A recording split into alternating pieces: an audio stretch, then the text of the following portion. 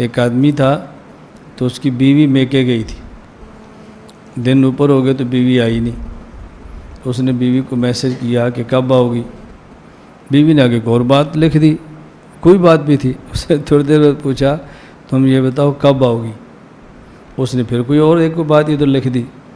خاوند نے پھر پوچھا تم یہ بتاؤ آؤ گی کب. سمجھ آ رہی؟ باقی باتیں چھوڑو، تم نے آنا کب ہے. اس پر پھر اس کی بیوی نے اپنے شوہر کو ایک لطیفہ لکھا. انہوں نے کہا ایک شیر تھا جنگل میں، اس نے جانوروں سے کہا بھی اپنے ماتحتوں کا خیال بھی کرو اور اپنے ماتحتوں سے پوچھ گچھ بھی کیا کرو، اور یہ گڑبڑ کریں تو ان کی ٹھکائی بھی کیا کرو. ایک بندر تھا، اس نے خرگوش کو بلایا. ادھر آ. خرگوش مستیاں کر رہا تھا، کھیل رہا تھا، مٹک چل رہا تھا. بندر نے کہا ادھر آ. خرگوش آیا. بندر سے خرگوش نے پوچھا تو یہ دس تو ٹوپی کیوں نہیں پائی. یہ پنجابی سب سمجھتے ہیں نا. بندر نے پوچھا بھائی تو نے ٹوپی کیوں نہیں پہنی. اس نے کہا جی میرے کان لٹکتے ہیں، لمبے ہیں، تو ٹوپی پہنتے ہو تو اتر جاتی ہے. اس نے ایک لگائی کس کے، چانڈ مار گیا، دفعہ ہو جا. دوسرے دن پھر جب بندر گیا تو یہ خرگوش کھیل رہا تھا. اس نے کہا ادھر آ. جی. اس نے کہا تو نے ٹوپی کیوں نہیں پہنی. اس نے کہا جی میں نے کل بھی تمہیں دسیا سی میرے کان لمبے نے، ٹوپی کھلوندی انہوں نے پھر ایک کنڈا مٹ سٹی نس جا. بندر اتر ہوتا چلا گیا.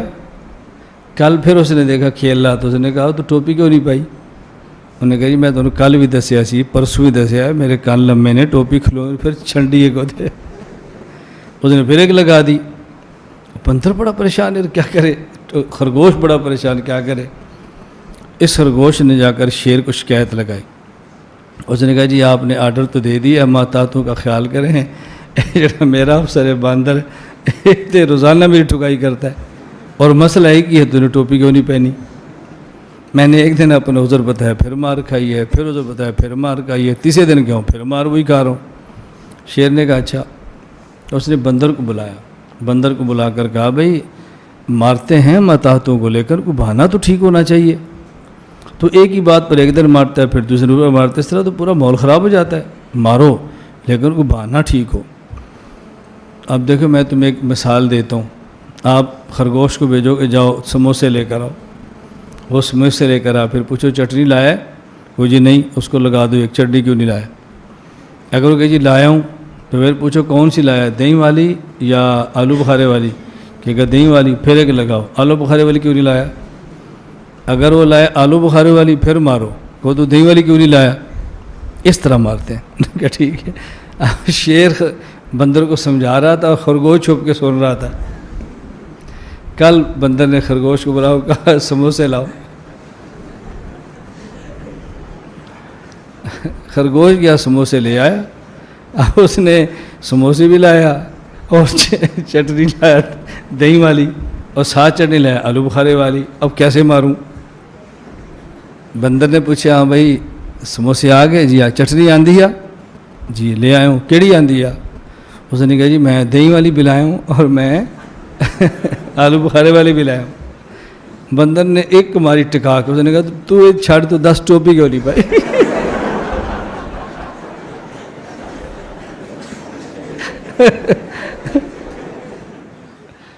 وہ کیا ہوا ہے، کہتے ہیں کہ وہ ان کے دوست کی کہیں شادی تھی، تو جو بے وقوف ٹائپ کے لوگ ہوتے ہیں نا، ان کو بہت سوالات پوچھنے کا شوق ہوتا ہے کہ نکاح کے بعد کیا ہوگا اور کیا بیگم سے بات چیت کیسے شروع کرنی ہے. کیا وہ پاگل ہوتے ہیں یہ لوگ. تو یہ آ گیا ان کے پاس، ہمارے جو دوست، نام نہیں لوں گا میں، بیٹھے ہوئے ہوں گے یہاں پہ. ایسا نہ دوبارہ پٹیں دولہے کے ابا سے. پھر یہ ایک دفعہ تو پٹ چکے ہیں، دوبارہ نہ پٹیں گئی، زخم تازہ ہو جائے گا نا ان کا. تو وہ دولہا جس کی شادی تھی، رخصتی تھی رات کو، وہ آیا ان کے پاس ایسے ہی پوچھنے پاچھنے کے لیے.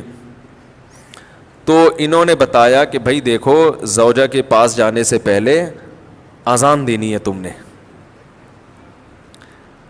اس کا فائدہ یہ ہوگا کہ نرینہ اولاد پیدا ہوگی صحت مند. صحت.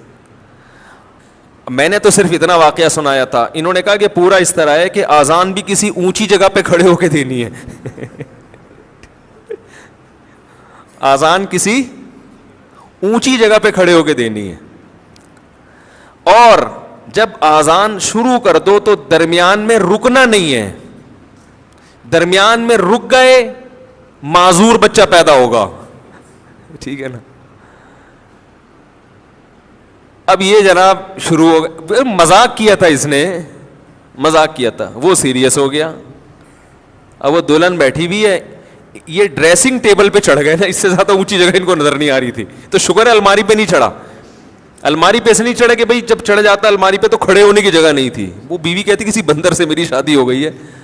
وہ ایک آدمی گیا نا نفسیاتی ڈاکٹر کے پاس کہ مجھے وہم ہو گیا کہ میں بندر تو نہیں ہوں. تو ڈاکٹر نے بولا پنکھے سے اترو گے تو میں علاج کروں گا نا اپنا, پنکھے سے تو نیچے اترو. تو ڈریسنگ ٹیبل پہ کھڑے ہو کر انہوں نے اذان کہنا شروع کی. اب وہ دلہن پاگل ہو گئی, چیخنے لگی یہ کیا کر رہا ہے بھائی, پاگل تو نہیں ہے, اور جا کے نا دروازہ بجا رہی ہے.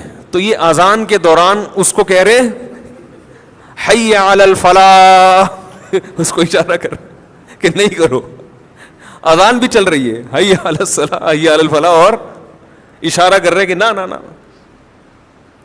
وہ دروازہ کھولا, دولہا کے ابا نے, دلہن کہہ رہی اس کو دیکھو کیا ہو گیا, یہ کون ہے, پاگل ہے. بھاگ گئی, وہ ظاہر ہے بھاگنا ہی تھا اس نے, گھر چلی گئی, تو نفسیاتی پاگل ہے. تو وہ صاحب مجھے سنا رہے تھے کہ صبح دولہے کے ابا آئے, انہوں نے پہلے دولہے سے تفتیش کی نا کیا ڈرامہ ہے بھائی, تو اس نے بتایا وہ فلاں صاحب نے. تو کہہ رہے صبح آتے ہی انہوں نے گریبان سے پکڑا, بات چیت شروع کرنے سے پہلے مکے لگانا شروع کر دی. کہہ رہے میں پوچھ رہا ہوں مسئلہ کیا ہے.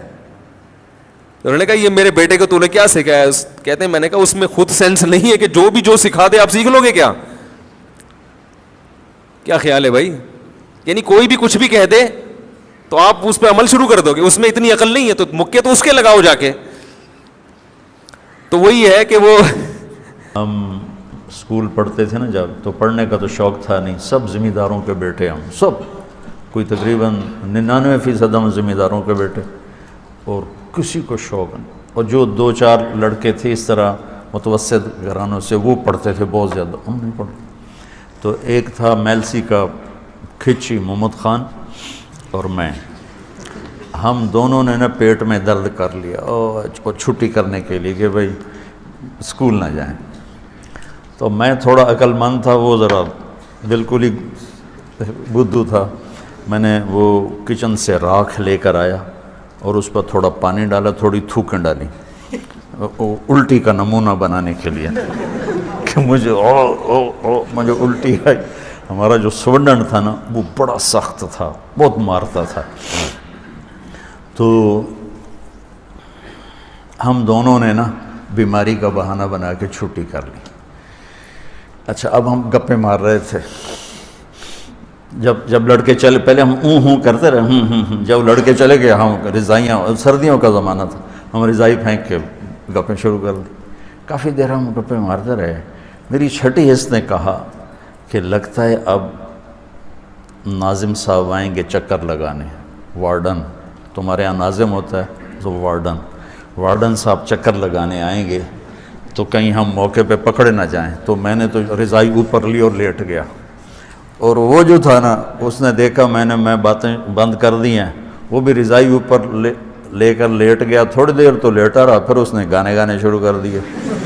تو وہ گانا گا رہا, گلاں دل دیاں دل وچ رہ گئیاں شمع پہ گئیاں, زور سے, اس کو پتا کوئی بھی نہیں. طالب صاحب اندر آ گئے, میرے اوپر بھی رضائی, اس کے اوپر بھی رضائی. اب وہ گلاں دل دیاں دل وچ رہ گئیاں شمع پہ گئیاں, اور اوپر سے طالب صاحب نے رضائی ہٹائی, وہ شمع پہ.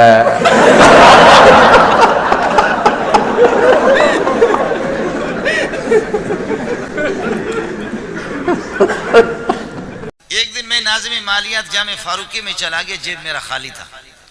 ناظم مالیات سے میں نے کہا بدبخت 15-20 ہزار روپے دے دو, ایمرجنسی میں تنخواہ آ جائے گی تو لے لینا, کریں گے کوئی ترتیب, کسی مرید کو پھنسا دیں گے, آپ 15-20 ہزار دے دو. اس نے کہا حضرت آپ قرضہ نہ لیں, آپ کے لیے کسی نے کوئی لفافہ دیا ہے.